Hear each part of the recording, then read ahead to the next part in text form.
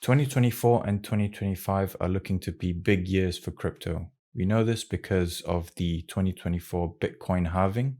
We also know this because of the new spot Bitcoin ETFs, which are on the horizon, bringing in more money into the total market. And another big thing that is happening is a massive change to the global financial system, which is called ISO20022. This is a massive change affecting pretty much every bank in the world. And there are a couple cryptos which seem to be positioned well to benefit from this massive change. In this video, I will cover three things. So which cryptos are ISO 20022 compliant, which cryptos are most likely to be used in an ISO 20022 world, and at the end, we'll go through some of the top coins on the list and some takeaways. By the way, guys, if you're tired of looking at technical charts and just the usual technical analysis content on YouTube, I cover fundamental analysis of blockchain. So if you want to see more content like this, hit the like and subscribe button. It really helps the channel a lot. Thank you very much, and let's dive right in. Now, you may have already seen a bunch of content out there saying there are a couple cryptos which are ISO 20022 compliant. Now, this is interesting and very alluring, but this information is actually not true. It's actually misinformation. Blockchains themselves are inherently not ISO 20022 compliant. It even explains it here on the ISO 20022 website. Cryptos are not inherently ISO 20022 compliant. So every time you see some content say this crypto is ISO 20022 compliant, it's just plainly not true. And if they're saying it is true, I would challenge them to produce some evidence saying that it is definitely compliant. However, what can be done is crypto can be included in ISO 20022 messages. So we can see this said here on the website of ISO 20022, cryptocurrencies can be transported as data content in the messages. By the way, I'm just going to say ISO messages from now on because saying ISO 20022 every single time is just tiring. But just to add to that point, we can see here an ISO message. We see at the top here USD. That can be, instead of USD, it can be a crypto instead. That is basically what the ISO website is saying. So essentially any crypto can be inserted in an ISO message. But that's just not very interesting, is it? We want to know which cryptos are most likely to be used in ISO messages, which is what I'll go on to next. So on the ISO website, it says here, it's worth noting that some cryptocurrency exchanges and payment processors may implement ISO compliance. So while the blockchains themselves are not ISO compliant, provider of a solution may be ISO compliant. So this means we need to look for providers of solutions which are ISO compliant. So to do this, I went to Swift's website. Swift is the main registering authority for ISO messages. And on their website, they actually have a directory here of ISO ready providers. So I went through this entire list of partners. These are partners who have deep expertise in Swift technology, who work with banks, financial institutions, and whatnot to actually implement ISO 20022 compliance. I looked into each company, making a note of their partners, whether that be blockchain partners or partners with known blockchain connections. Now I compiled this all into this graphic here for you. So what this graphic is saying here is cryptos in the green section had more than 20 known partnerships found with these ISO ready companies. Cryptos in the yellow had at least more than 10 partnerships with ISO ready companies. And then in the red are less than 10 connections with ISO ready companies.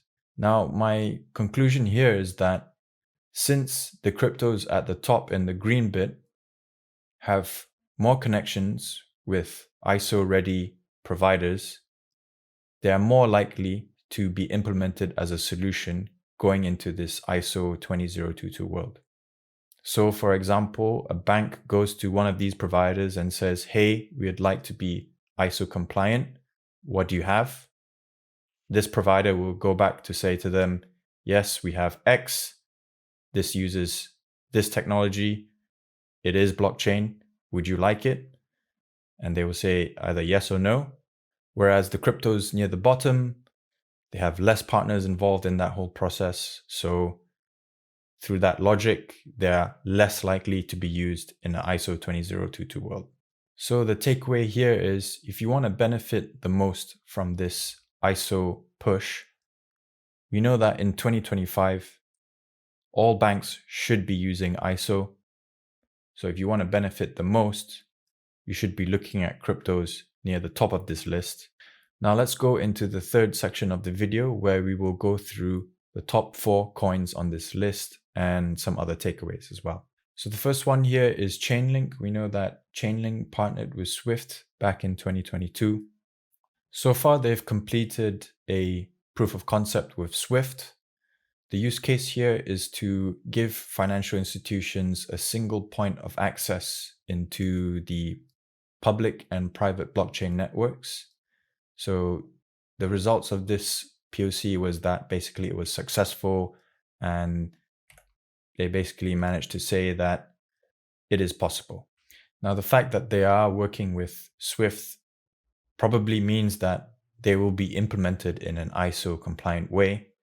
And what this means for Chainlink is that Chainlink is positioned to capture a huge market in this ISO world. You can see some stats here saying that 97% of institutional investors believe that tokenization will revolutionize asset management. 95% of capital market firms in the US, UK, and Canada believe that blockchain will play an important role in the settlement process going forward. So Chainlink is very well positioned here. Chainlink could be part of the plumbing of the financial system in the future. So the second one we have here is obviously Quant. We know that Quant is partnered with Oracle, and we know that Oracle is an ISO compliant provider here. And of course, we know how big Oracle is. Furthermore, Quant has a bunch of live POCs and pilots in the CBDC space. We know for them to be operating in this CBDC space, they have to be provided in an ISO compliant way. A couple of examples here is the project with MIT, IBM, and Ernst & Young on the Secure Asset Transfer Protocol, which is basically TCP/IP for blockchain. We also know that they are working on the Latin American dollar with LATChain, which is a global alliance of many different institutions and businesses and companies in Latin America. We also know that they have recently completed a pilot or a POC with the BIS, the Bank of International Settlements, which is basically the central bank of central banks, and also the Bank of England, which is the central bank of England. The whole idea of Project Rosalind was to create a whole bunch of APIs that businesses and banks could use to interact with CBDCs. Those APIs actually talk to Overledger and interact with the blockchain via Overledger. So we literally provide the technological foundation for interacting with blockchain. So essentially, Quant through Overledger gives banks the ability to track, manage, and report on multiple different payment streams under a single unified interface. So the opportunity here for Quant is that they could be the payment orchestration system for CBDCs. So if you want to think about it in plumbing terms, if we know that Chainlink is the plumbing and the pipes, then Quant could be the taps and the water meter that tracks all the water flowing through the pipes. So the third one here is HBAR. We know that IBM is very interested in HBAR. They were a lead investor in the HBAR ICO. We obviously know that IBM is an ISO approved provider on the Swift website here. We also know that IBM is one of the Hedera governing council members, which is 31 of some of the biggest companies in the world. So we know that IBM is very interested in the success of HBAR. How IBM is using HBAR is Essentially, we know that IBM's Hyperledger Fabric platform is a private blockchain. So it doesn't have the ability to create consensus as a public blockchain network, which is where Hedera's consensus service slots in. Now, because Hyperledger Fabric platform is a modular platform, it can actually swap in and out different components. And we can see here that IBM has actually been promoting Hedera as a way to create consensus by slotting in Hedera consensus service into Hyperledger Fabric. And we know this is very good news for HBAR because we also know that Hyperledger Fabric is used by a lot of the biggest enterprises in the world. So if you look on the left here, we can see that Hyperledger Fabric has been implemented in some way by these very large enterprises. So what that means is if these enterprises need some way to create some public blockchain related use case, then using HBAR would be a convenient option for them since they're already using Hyperledger Fabric. Apart from IBM, we know that HBAR is involved in some other cross-border related projects. Let's go through some of them here. So one is Malexi, which seems to be a trade finance project. They've recently raised 3 million in their pre-series A. They seem to be growing at a really good rate of monthly cumulative growth rate of 60%, which is great to see. Well done to them. We also know that DLA Piper, a massive law firm, has launched Toko, which is essentially a securities tokenization platform. Toko is based on HBAR. Now we know that tokenization, according to BCG, is a $16 trillion business by 2030. We know that basically HBAR is positioned well to benefit from this. Another big organization involved with HBAR is Aberdeen. They are a very big UK asset manager, and basically they have launched their £15 billion Lux Sterling money market fund on the HBAR DLT on Arcax, which is also similar to Toko. They are a tokenization platform. The next one we have here is XDC.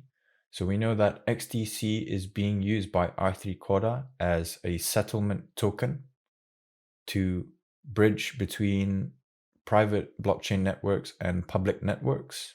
And obviously we know that R3 is ISO compliant. And we just know that R3 is just connected in with so many different banks and companies. If you don't believe me, just look them up. They're massive. So that just means XDC is also very well positioned to benefit in an ISO world. Now you may be wondering, what about XRP, Algo, and IOTA? What happened to them? Now, those of you that know, I published this list back in 2022.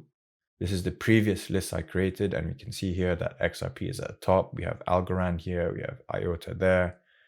We know that they have been previously shown to be at the center of this ISO ecosystem here.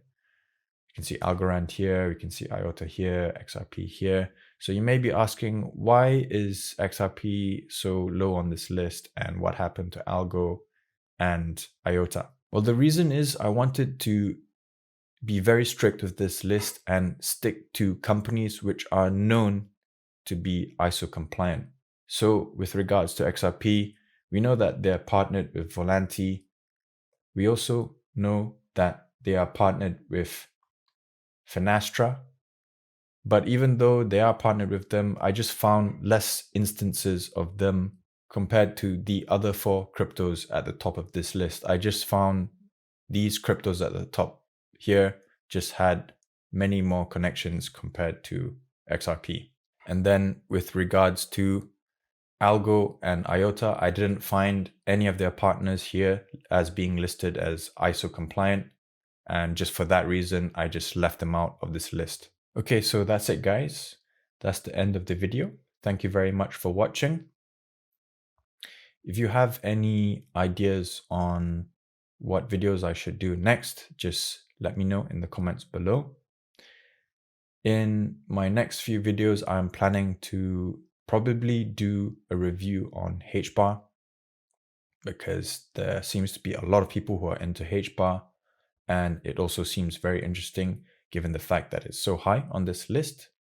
So yeah, I think I'll cover HBAR next in my next deep dive video.